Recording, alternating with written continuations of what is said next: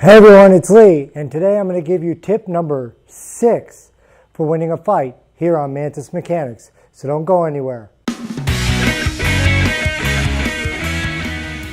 So as we go through these strategies, they're going to become more and more conceptual, with the 8th one being the most conceptual and 6 and 7 getting more and more than the previous. So number 6 is action should be natural and reflexive. Don't think, act. Now this one might sound familiar to you, and the reason it sounds familiar is maybe you've seen the movie Enter the Dragon with Bruce Lee, where he says, don't think, feel. Well, Bruce definitely knew what he was talking about. When you are fighting or sparring, you don't want to think about what your next move is. If your opponent is about to punch and you think, if he punches, I'm going to block it and then counterattack it, and your opponent actually throws a kick, then you'll find yourself getting kicked, okay? Only when you practice and practice and practice and practice until your moves become a reflex, when you're not thinking about it, are you going to have any genuine skill. So when you're sparring or when you're in a fight, you don't want to have to think, oh, I'm going to do X, Y, and Z if he does A, B, and C. You want to do it reflexively without thinking about it. You want to be in the zone, right? Think about somebody tossing a ball at you unexpectedly.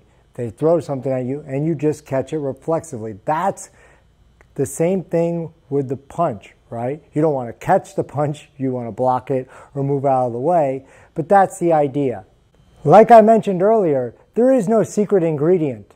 You just have to practice and practice and practice. So in your first stage of practicing, you may practice against someone who's not a resisting opponent, or you might practice in the air, whatever your technique is.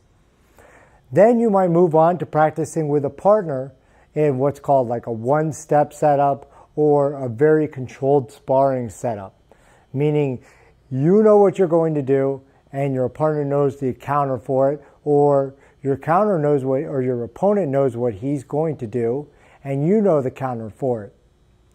Then you can move on to light sparring and then eventually free sparring.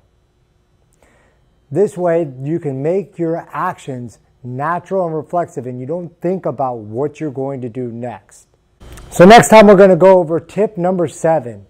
But I want you guys to really practice this. Really try not to think about what you're doing or work towards getting a move so you don't have to think about it. So that means practicing a lot. Maybe if you're a beginner, you won't be able to go into sparring without thinking about anything.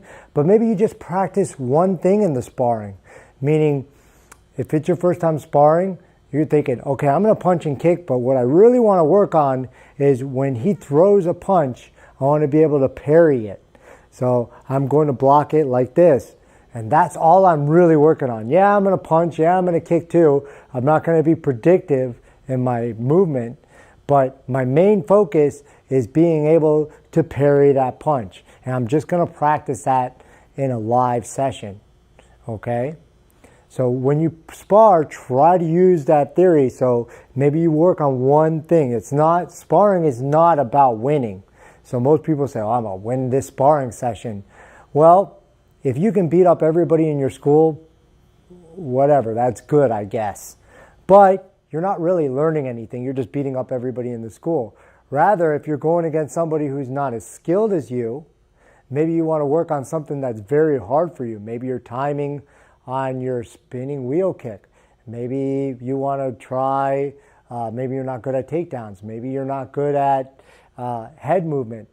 Whatever it is, you want to work on that and not worry about, oh, he hit me 20 times and I only hit him 10 times, but I know I can beat him. That's not how you get better, right? You want to practice a specific skill so that it becomes reflexive, so you don't no longer have to think about it. It just comes naturally. So that's our tip for today. We'll see you next time here on Mantis Mechanics.